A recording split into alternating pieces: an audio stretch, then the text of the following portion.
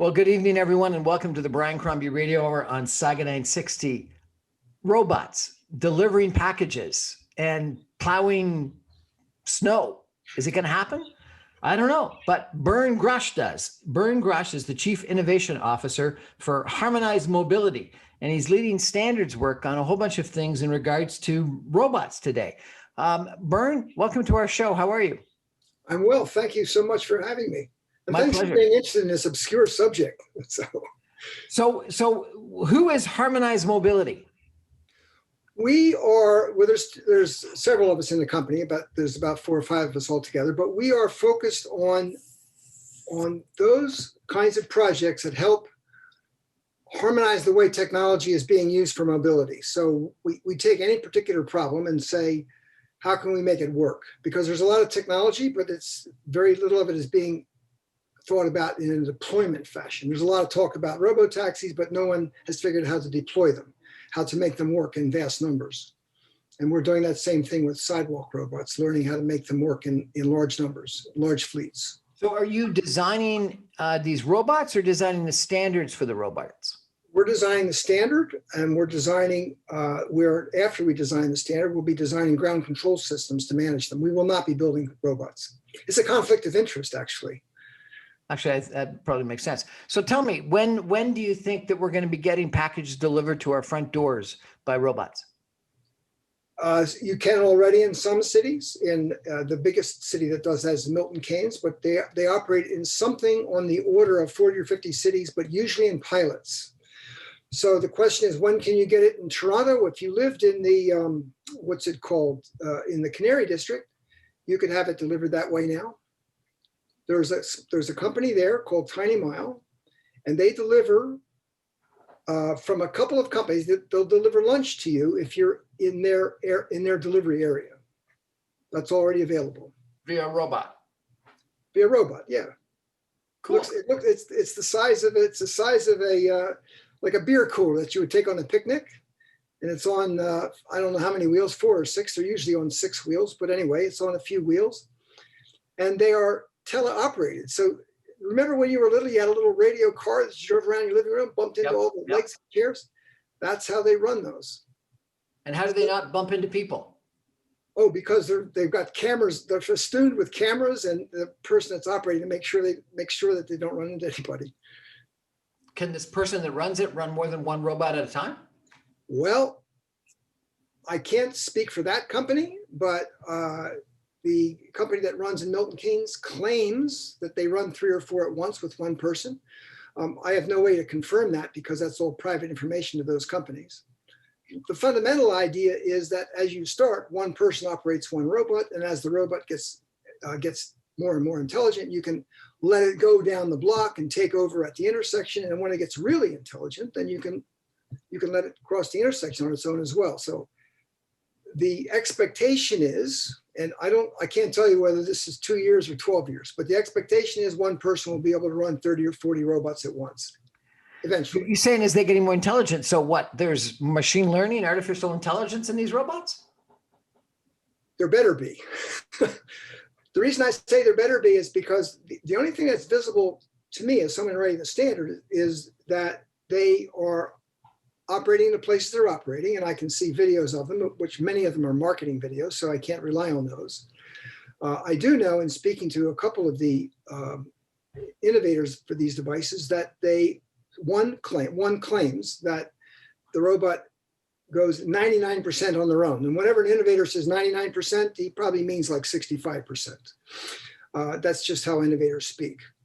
So I'm sure that this particular device does a lot on its own, but I'm sure that the teleoperators have to take over. That's one part I'm sure of. The other part that I'm sure of is that the teleoperator will take over less and less often. For sure, we will get better and better. So I am certain we will get very good, and I'm certain we'll be able to have one person operate 10 or 12 or 15 of them, but I'm not certain how long that will take. And you're saying that you don't think it's just going to be delivery, though delivery might be one of the big uses. You mentioned snow plowing? There are several companies working on, just in Ontario, working on snow plows. I've seen quite a nice snow plow operation in Estonia, for example. So yes, several are working on snow plows. Several are working on street sweeping. trash picking. And my favorite, and I don't know who's working on it, but I know someone's working on it, and they're going to be handing out traffic tickets. Sorry, not traffic tickets, parking tickets. Because you can go down the sidewalk, you can do, you know what tire marking is? When you go down the sidewalk and you register which vehicles are where, in a place like you're allowed to park for 1 hour. So it comes by to see if you're parked now, comes by an hour later. If you're still parked, they know you've been there for more than an hour. That's called tire marking. Used to be done with chalk, but it's done electronically now, and you can do that on a robot for sure. So that will come. So what are some of the protocols? What are some of the standards that you're concerned with? Well, I'm concerned with the behavior of the sidewalk in a number of ways. So one behavior is how many are allowed on the sidewalk at once. That strip of sidewalk from intersection to intersection is called a block face. If you have a busy sidewalk, let's say it's a sidewalk next to the exit from the train station down at Union Station. It's a nice big sidewalk, but you sure don't want 60 or 70 of these robots there. You might be happy with 4 or 5 or 3, but you wouldn't be happy with a large number. Well, how will that be managed? How will you gate the number of vehicles that are permitted on a sidewalk at once? That's going to be done through a ground control system, and that ground control system needs protocol for people to ask, can I use that sidewalk? Can I send a robot of a certain weight?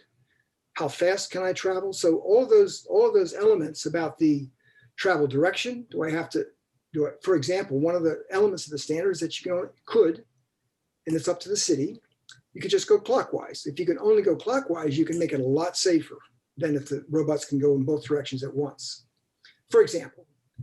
So all of these elements about the behavior, it's like writing a sidewalk traffic act. Well, taxis and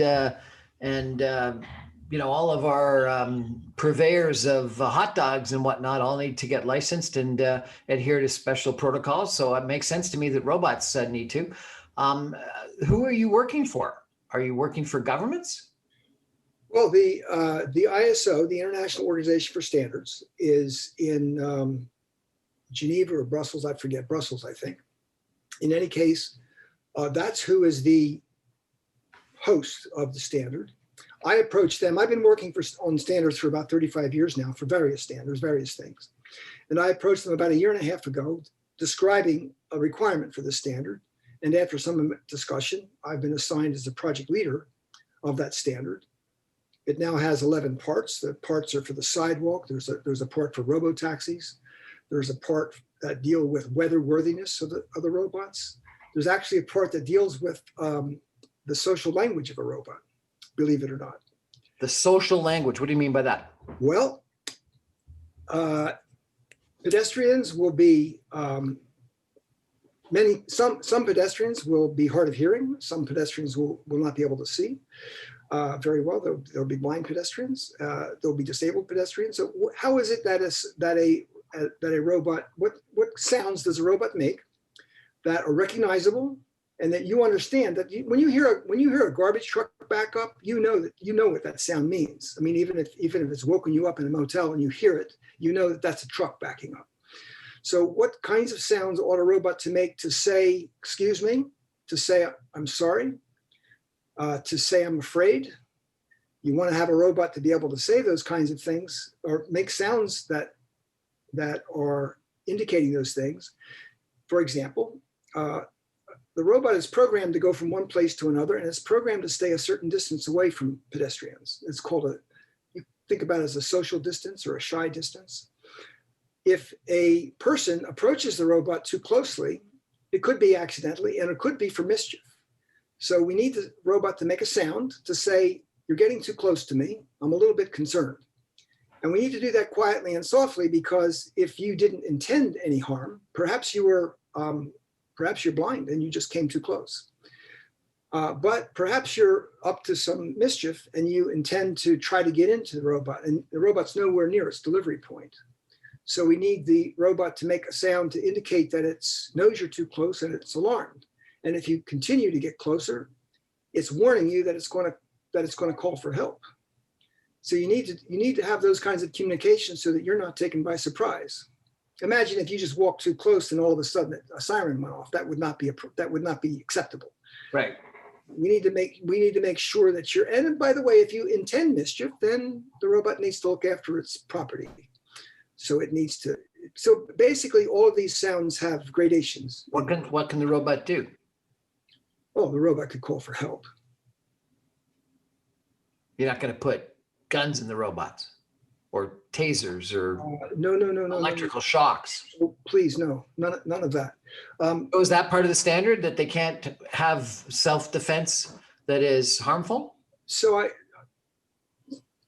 I haven't written that in the standard. I mean, the standard has elements to protect privacy, elements to ensure security. One of the elements is that no one can be less secure than they are now. For example, however secure it is that you are on the sidewalk. For example, you on the sidewalk, walk on the sidewalk is icy, and you have a certain probability of slipping and falling when you're on the sidewalk. We want to make sure that the probability of such mishaps does not increase, because that would be a decrease in your personal physical security if you were more likely to have a mishap because of these robots. So the standard insists that none of these things, that no pedestrian can be worse off in any of these. Now, how fast do these robots go? Do they go faster than a walking pace? The standard allows, so the answer is that machines can go as fast as they're made to go. But exactly, we don't let bicycles go on sidewalks. So, if the robots can be on sidewalks, it should be going the same speed as people walk. It shouldn't be allowed to go faster. I agree. State of Pennsylvania says you can take an 800-pound robot on the sidewalk up to 20 miles an hour. That's miles. Isn't that insane? That is. On a sidewalk? It'd be like that's no human could be on that sidewalk. That is beyond insane. It's an error. What happened is that a lobbyist approached them, and a lobbyist approached one state. There's 20 states now that have legislation that permits these devices. They approached the first state, and they got permission for a 50-kilogram device that's fully loaded, and it would be able to go at, I think, 6 kilometers per hour, which is a very very fast human walk. That would be the maximum. Another company came by realizing that their robots were heavier than this and could go faster had the law changed. And the problem with both of those versions of the legislation is that it never considers momentum. In other words, it just considers speed and size. But if you have something going quite big, if you had an 800-pound robot the size of a refrigerator moving at 15 or 20 kilometers per hour, that would be lethal. Right. Question. Yeah.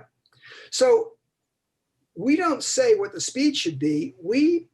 The standard sets the language, the data and the language and the protocol for a city to say what the speed is. And then the city grants what we call contracts to a trip.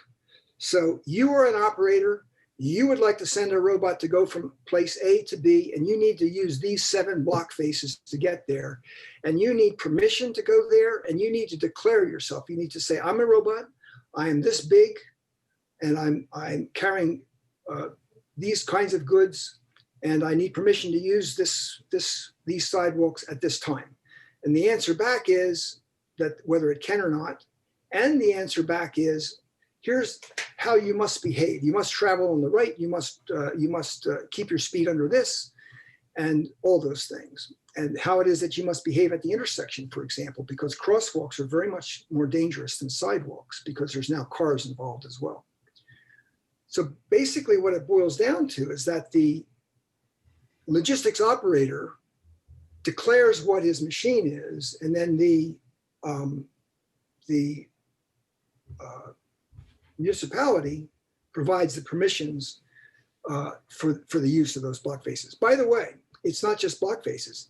It can be bicycle lanes, because when I talk to people about the sidewalk, they say, no, we don't want them on the sidewalk. I'm not sure I want them there either, but they are in sidewalks in many places. So other people say, oh, put them on the bicycle lanes. And of course the cyclists say, no, we don't want No them on the way. bicycle lanes. No way. Put them on the street. And the cars are saying, no, not on the street. So the standard allows. So I got a solution for you. Drones, put them in the air. Oh, are you kidding? That is so much more dangerous. We're talking today with Bern Grush, who is trying to work on standards for robots. We're going to take a break and come back with some concluding comments in just a minute. Stay with us. Yeah. Welcome back to the Bern Grush Radio Hour, Saga 960. We're chatting tonight, having an interesting conversation with Bern Grush. He's the Chief Innovation Officer at Harmonized Mobility.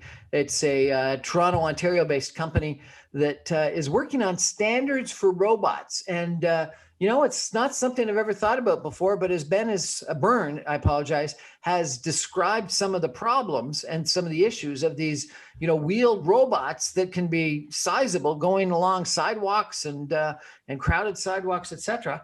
It seems like a fairly significant issue. Bern, who's interested in this? Who's sort of encouraging you to get involved and hiring you and paying you and all that kind of stuff? Well, many cities are interested because of the problem with delivery vehicles, step vans, the FedEx vans, the UPS vans, and so on, that cause congestion problems and emissions problems. So that's one group of people that are interested. I think, that's probably the major group. I am focused on the kinds of areas for which there's a sweet spot for this technology, and that would be what are known as BIAs, or business innovation or business investment areas, business improvement areas. Sorry, I said that wrong. And these are small areas of retailers which have been crushed by COVID. And in many cities that are looking at this, these business districts are looking at using these to help them compete against e-commerce, to help them lower their delivery costs. You're probably aware that delivery costs during COVID have skyrocketed for restaurants, for example. So there's a lot of people that see value, both environmental and business-wise. That's two of the major groups that are interested. I got to ask you, how did you get involved in standard setting? You say you've been doing it for a couple of decades? Yeah, the first standard I did was probably in the early 80s. I wrote a standard for geographic information system data in Canada. I've written standards for office management systems that look at office documents and scan them and read content from them. I was involved in writing a standard for the German road tolling system. They have a truck tolling system in Germany on all their highways. I helped to write that standard, for example, and a few others in between. So. And you told me that you were associated with the Hamilton Innovation Factory. Is that correct? That's right. We they've been very, very helpful, very encouraging, and I've written a number of documents that they posted on their site there. And now we're working with them to work with a couple of universities for several programs with their master's and doctoral students to do some number of studies on the elements that are needed for the standard. I mean, I can describe the elements that are needed, but we still need to have studies to know what the sort of ranges and bounds can be. For example, I spoke earlier about this idea of being able to have a vocabulary for these robots. This is a vocabulary of sound. These are electronic sounds, they're not words. And those electronic sounds, they have to be universal. They have to be recognized in any country because it's an international standard. So how do you design those sounds, and how So let me interrupt. I apologize. You used garbage trucks as the example. Is that beep, beep, beep that we hear when a truck backs up? Is that a universal standard for backing up garbage trucks? I don't know if it's universal. You hear it in most cities in North America. I don't know what that sounds like in Asia or in Africa. I don't know. I do know that a stop sign is a red hexagon everywhere. That's what I mean by an international standard. Okay, interesting question. Is that by some standard setting group, or is that just sort of by it just happened? So I can't answer for the garbage trucks, but the standard shape for signs, like the yield sign and stop signs, those are international standards that are set by an international standards body. I don't know who that body is, whether it's ISO or not, but I know it's an international standard. That's fine. Are they the same size? As far as I know, they are. I mean, I've been in probably about 30 different countries, and they all look the same to me, even though the word on them, when I was in Bulgaria, it's not the word stop. It's in Cyrillic, of course, but the sign and shape and size of the sign was the same. That's fascinating. So standards end up being important. So you know what? You've got a fascinating view on the future. Tell me what you think 5 years from now, delivery is going to look like in Toronto. I think it's going to be 75% the way it is now, congested with large trucks. I think everyone in the city will have seen at least pedaled tricycles. That's one technology. That has a problem in winter, of course. I think almost all of us will have seen sidewalk robots more than once, more than a curiosity, though they will have seen them frequently. But I think they will only have limited use at first. So 5 years will be a noticeable change, but it won't be an overwhelming change in 5 years. And you shuddered when I suggested drones. So you think that's a real problem?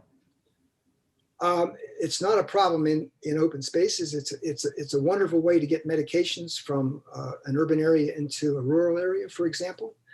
They're used heavily in that way in some countries. It's not appropriate for in the city. Many of us are against them in the city. In other words, flying down your street and coming onto your porch, as they show in the sort of YouTube hype videos. I don't think that's going to be appropriate. There's too much mischief possible. And robots, will they walk or will they roll? Right now they're on wheels. We are working on it. Not when I say we, others are working on ambulatory robots. My projection is we'll see wheeled robots a lot at first, and at some point they will turn to ambulatory robots because it's easier to build and operate ambulatory robots 5 or 7 or 9 years from now than it is to change everybody's steps and doorways and like every surface that you go on as a pedestrian, as an abled pedestrian. See, what you have to do is you have to ask someone who is entirely confined to a wheelchair, how much of our public pedestrian space is available to them? And it's not everything. There's barriers on every block. And all those barriers are also barriers for these robots. So the good news is, if there's enough commercial interest in having these robots work, then we're going to have to organize our pedestrian spaces for that purpose, and that will be very, very good for accessibility. So I'm actually doing this. One of my central reasons for doing this is to make pedestrian spaces better for accessibility. And it sounds bizarre because most people think it's an anti-accessibility thing, but it's a pro-accessibility thing. Bern Grush, Chief Innovation Officer for Harmonized Mobility, working on standards for robots. Thank you so much for joining us and providing a fascinating description of a problem I just didn't know existed. Thank you so much. You're very welcome. Thank you. Well, that's our show for tonight. It's the Brian Crombie Hour on Saga 960. You can get me every Monday through Friday at 7 o'clock on 960 on your AM dial, or you can stream me online at www.saga960am.ca. My podcasts are available on briancrombie.com, on Spotify, on Audible, and every other podcast provider you can find. And my video casts are available on briancrombie.com and on YouTube. Have a great evening, everybody. Bern, thank you so much. That was really interesting. You're very welcome. It's great to have the opportunity.